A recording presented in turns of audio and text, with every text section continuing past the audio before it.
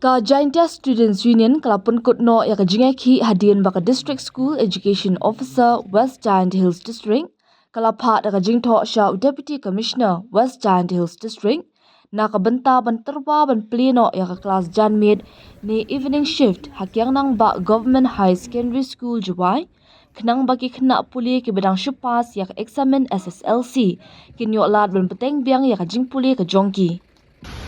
hadin wada teman yang sudah jingiakhih yang wadu kelas kena aku dari lom jantia yang iki jantia sudah minion bercimi ke senjam kumpanai ke jingiakhih ne beta kumbor ke sarkar yu permi ya ka morning shift atau ke evening shift pakai nombak hadin untuk jingiakhih sit demonstration yang ini dah kut daga district administration we dah submit lagi ke student kuyo kelas apa rilom jantia dan nin yang ga DSEO District Education School Officer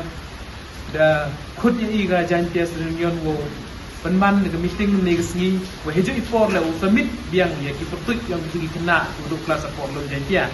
ke jingi kelam mo ke DSEO man go siang suk haduk kate wana liang ke DSEO la da phak gi ko proposal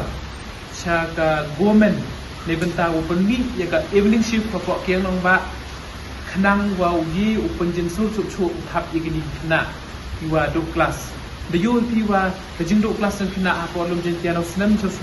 kermen wa kani evening shift uman permanent solution go ya karlum jentia ta jui for na liang ka DSEO office the submit ya gani ka proposal to open evening shift